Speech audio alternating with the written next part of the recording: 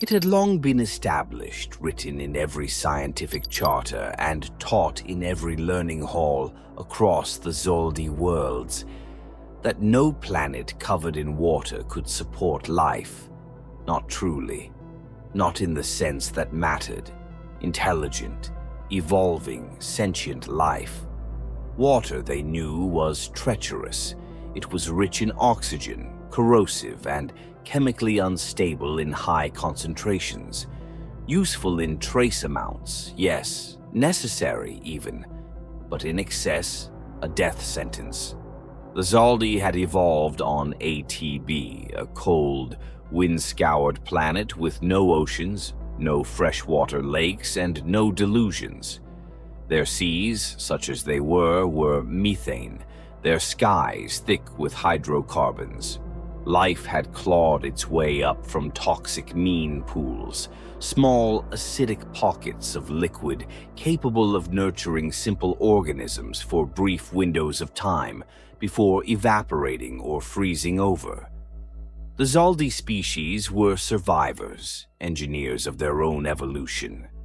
They had come from nothing and turned a dead world into the heart of a thriving spacefaring civilization. And so, when their early astronomers peered out across the stars and saw the reflective shimmer of alien planets, their conclusions were swift and unanimous. Worlds with water could not host life. Any such planet was catalogued, labeled, and dismissed. These were the rules, after all. Infallible, proven by the absence of counterexamples. Only dry worlds bore fruit. This scientific foundation guided the Zaldi's first great steps into space. Their global power, the first and only government to unite ATB, poured a colossal sum into a singular goal: to engineer life that could survive in salt water. Not because they believed such life could evolve on its own, but because they wanted to prove it could be made, designed, controlled. After 50 years, they succeeded. A microscopic photosynthetic organism capable of surviving in saline oceans and even brief exposure to the vacuum of space was born in their labs. The Zaldi named it Trell. It consumed oxygen and produced methane, a perfect inversion of the poisonous chemistry found in water worlds. Trell was a marvel, a proof of supremacy, of control over life's parameters. Armed with that control, the Zaldi expanded. Rockets burst from launch gantries to the roaring approval of a hopeful people. Orbit followed. Stations followed orbit. Elevators tethered to moons and orbital platforms followed stations. The 12 planets of their star system, ATB's siblings, were surveyed, measured, and claimed. 11 of them were rich with water, blue seas, wet skies, death worlds by their reckoning. Only one planet, ATB itself, supported life. And that, to the Zaldi, was the final word. The case was closed, their science was correct, their logic flawless. Water was life's enemy, not its cradle. So when their colonies took root, they took root on planets that had once been blue and were made brown. The oceans of those 11 worlds were boiled off, redirected, or sealed underground. The air was altered, the surfaces scraped clean, and methane made to run in the place of water. Trell transformed entire ecosystems, and the Zaldi basked in their success. Humanity did not arrive during this time. Had they done so, they might have laughed, or wept, or simply stared in awe at the certainty with which the Zaldi had missed the most basic truth. The truth came anyway, eventually. It came in the form of a probe, a small, silent, silvery thing, trailing a faint exhaust and a sequence of numbers. prime numbers, 14 of them. In base, 14. The Zaldi responded in kind. The probe answered, this time in base 10. Other numbers followed, more sequences, binary concepts, universal constants. The language of logic bridging a gulf of stars. 6 weeks passed before the first spoken words were exchanged between Zaldi and human voices. The humans called their world Earth. Its surface composition, 29% land, 71% water. The transmission landed like a bomb on the bridge of the Zaldi flagship.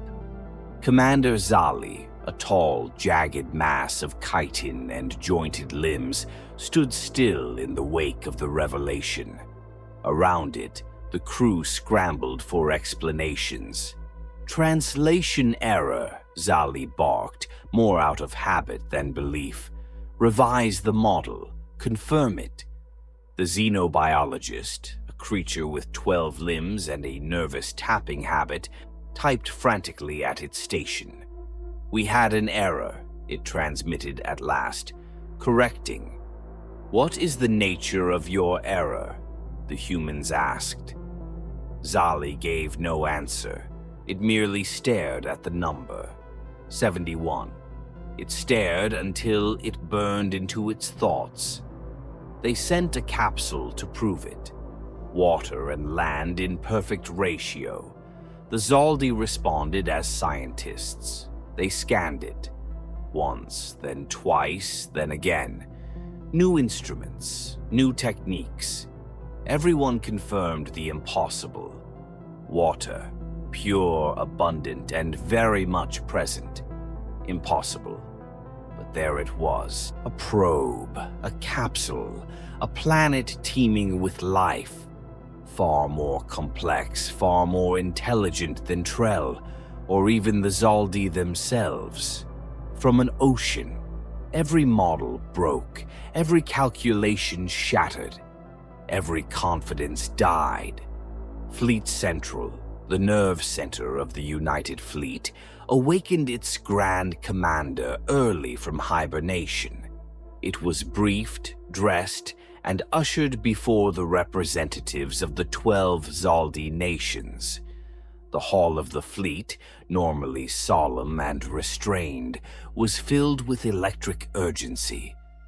Our knowledge of the universe, the Grand Commander said, is irreversibly shaken. And so the truth was finally spoken aloud. The maxim, once sacred, once unquestioned, was wrong. Water was not death. It was life, and the Zaldi, for all their greatness, had never been more lost. The confirmation came not in fire or fury, but in a quiet stream of data. The capsule's readings were indisputable. The airlock was filled with gas, the instruments triple-checked, and every standard of Zaldi science adhered to with obsessive rigor. Yet still the conclusion remained unchanged. The human capsule contained water, true water, rich in oxygen, and life had come from it. On the command deck of the United Fleet flagship, Commander Zali paced. The corridors were still, but tension crackled in the recycled air. The crew said little. What was there to say? The science they had lived by, trained under, and used to shape the stars around them, was wrong. Confirm it again, Zali ordered. The manipulator arms worked in silence, positioning the capsule beneath another scanner. The sensor officer, who had once taught detection methodology at the academy on Talib, whispered a stunned, "Still the same, 71% water." There had never been a figure that sounded more alien. Zali stared at the readings. Open a line to Fleet Central. Within hours, the Grand Commander had been roused from hibernation once again. Photosynthesis interrupted. Ceremonial robe hastily draped, it stood beneath the astral sigil of 12 planets and addressed the assembled representatives of the Zaldi nations. Not since unification had all 12 gathered in one place. Our certainty, it said with mechanical calm, has become doubt. A pause. Then the room erupted. They lie, one representative declared. A trick. They manipulate data. They are an interstellar species, countered another. Do you believe we could outmatch them if they intended deception? We must prepare a response. We should prepare warships. The words came fast and sharp, emotion barely contained behind layers of formality. The Grand Commander raised a hand. The hall fell silent. These humans have achieved interstellar travel. We cannot know their limits. Caution is prudent. Aggression is not. But caution lost the vote. 10 of the 12 nations demanded military action under the guise of inspection and defense. The United Fleet, though technically supranational and bound to neutrality, had no choice but to comply. 14 warships, their full strength, were dispatched. Zali watched the trails of blue fusion exhaust bloom like streaks of ice across the stars, and wondered, not for the first time, whether it was sending them to die.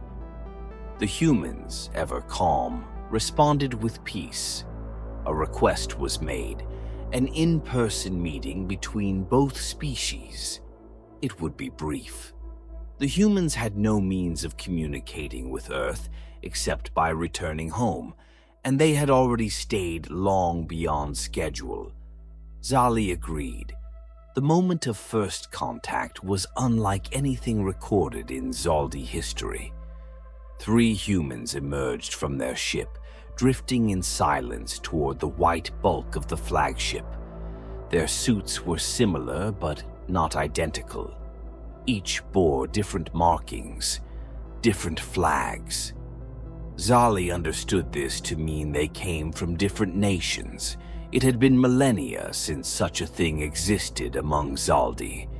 The 2 delegations faced each other in the vacuum. The humans introduced themselves one by one. The Zaldi did the same.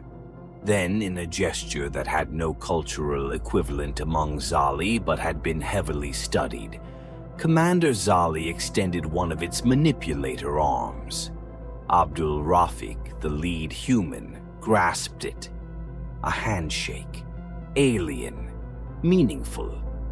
From that moment, doubt was no longer theory.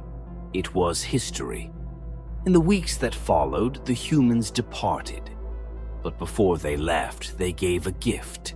A data archive, compressed and carefully indexed, containing centuries of exobiological theory, evidence, and first-hand observations. It was more than information. It was a mirror. The Zaldi stared into it and saw themselves wrong. The United Xenobiological Commission, an agency that had once operated in obscurity, suddenly found itself the subject of scandal. Its head resigned within days. Its new leader, a brilliant young scientist from the outer colonies, began tearing down decades of assumptions. Every textbook, every standard model, every training manual had to be rewritten. Zaldi science had not just been flawed, it had been inverted. High concentrations of water were not fatal to life. They were essential. Zaldi children who had grown up taught to fear water as the enemy of their kind now watched as their teachers fumbled to explain its necessity elsewhere. On the streets of ATB, angry voices demanded to know how such an error had persisted for so long. In the colonies, research centers once focused on methane-only biology pivoted frantically to catch up with human theories. Careers were ruined, others were born, and in Fleet Central, the Grand Commander summoned its officers once more. "We must not remain in the shadow of these revelations," it said. "We must rise." 11 of the 12 Zaldi worlds voted in favor of dissolving their national borders completely. The United Fleet was restructured into the ruling body of a new power, the Zaldi Unity. Only ATB resisted. Its people, proud of their independence and original lineage, refused. They were blockaded, no shots fired, no threats made, just silence from the skies. The ships hovered, the trade stopped. ATB, dependent on interplanetary commerce for generations, withered in weeks. They conceded. In orbit, Zali stood on the bridge of its still primitive flagship and watched the arrival of the humans for the second time. The new ship was larger, more advanced. Its hull shimmered with composite plating and strange modular attachments. It dwarfed the flagship with ease. But this time, the Zaldi did not scramble or panic. They opened a channel. "We are the Zaldi," Zali said, voice clear and certain. "We are united. We are ready to embrace the future." There was no trace of fear, only the quiet echo of old certainty crumbling behind them. The stars outside were silent. Commander Zali stood at the viewport of the Venturer, watching a blue and white world turn slowly beneath them. It was immense, fluid, alive. Me infinitum, the infinite sea. There were no continents, only archipelagos, clouds, and a single unbroken ocean that stretched from pole to pole. Zaldi instinct, hard-coded by evolution, screamed at the sight. A world like this should not exist, and yet here it was. The ship around Zali hummed softly, more organic in its feel than anything Zaldi had ever designed. Smooth panels, integrated systems, a complete absence of harsh metal edges or visible machinery. The humans had offered to retrofit a living module for the Zaldi diplomat. Oxygen sealed, methane cycled, every safety guaranteed. It had taken only a single Earth day to construct. "You're sure you're ready for this?" asked Sarah Tills, humanity's chosen ambassador, her voice warm but uncertain. Zali looked at her. Its suit translated every movement, every twitch of its limbs, into recognizable gestures for the humans. But it hadn't needed much translation anymore. In time, some things had become mutual. "I am." The Venturer's orbital thrusters adjusted their vector. The ship began a slow descent toward Me Infinitum. In the silence, Zali felt the pull of gravity, an unfamiliar weight, more symbolic than physical. It had taken the Zaldi species hundreds of years to leave their world behind, but it had taken only a few months of truth to rip their foundations apart. Everything they had believed about life, about the universe, about themselves, had collapsed, and Zali had chosen to follow the collapse to its source. Below them, the sea shimmered.